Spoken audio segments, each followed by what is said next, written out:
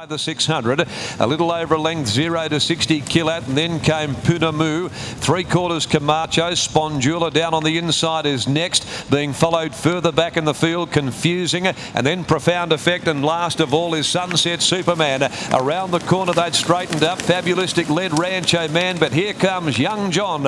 He quickly gathered them up now, races to the lead, Young John, and put a length on Fabulistic.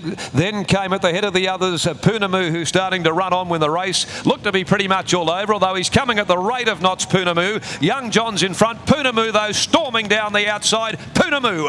I think POUNAMU might have grabbed Young John. Really nice looking grey, there's no doubt about that, Alan. Just before Darren came down for selections, he mentioned the trial of this horse, and although it didn't get a full chance of running on strongly, it showed a little bit the way to attack the line.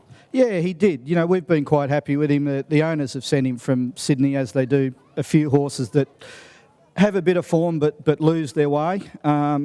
This horse has some form around some very, very good horses, but, you know, wasn't quite getting it together in the end, so we've taken a different approach. You know, train him out of the paddock. He's had one trial, and this is his first try at our direction. Really happy with the horse. He should have a pretty bright future here. And, you know, he has serious form around horses like, you know, Winks and the Caulfield Cup winner and a few other horses. So just nice to see him get here and do it. I wasn't expecting him to be at his top today. Hopefully has a bright future. Certainly very good form lines, as you mentioned, those Winks ones. Has there been any issues with the galloper at home, or have you just been smooth sailing since you've had him? No, we haven't had any issues with him. He's a bit, you know, he appears to be a bit of a ex-track horse, you know, a little bit keen in his work, but we've just, you know, done lots of bush work. Obviously he's shown he can gallop, so we haven't gone out of our way to extend him in his gallops or the trial. Just want him to be happy and relax, you know, and he does, from what we hear from Sydney, he can sort of go off and lose condition after today, but yeah, he lives in a grass paddock, so he seems pretty happy at the moment, so we'll go down that path. With the turn of foot that we just saw then, and also seeing these races over the 2,000 metres over in Sydney, what do you think is the ideal distance from what you've seen already since you've had him? Oh, look, I've got no idea. We haven't even considered that. You know, all we've considered is getting him in a happy place. Yeah, obviously, if he's got the ability, he's got it, which he appears to. Just need to get his mind in the right spot, get him to relax and be happy. And you know, a little bit surprised that he jumped and travelled and lobbed where he was today, and was happy to finish the race off. Where in the few replays I've seen from Sydney, his form's been a bit patchy. Well, he seems to be very happy, and I think the owners will be very happy as well. Congratulations! You might have a bit of fun with this one. Yeah, let's hope so. Thank you. Just grab winning jockey now, Patrick Carbery as well, and Paddy, the turn of foot that we saw then, that was pretty exciting. Yeah, obviously, what sort of you already touched on with Alan, he's obviously got good form around him. Obviously, he's coming here a maiden, but he's a very impressive mover. Covers a lot of ground and really light on his feet. And out of all the horses that we've got from this owner, you know, to me, he's the nicest type of horse. I think he's still got a few quirks, and watching his replays, he's looked like he's going to win a couple of races over there, but he hasn't quite hit the line.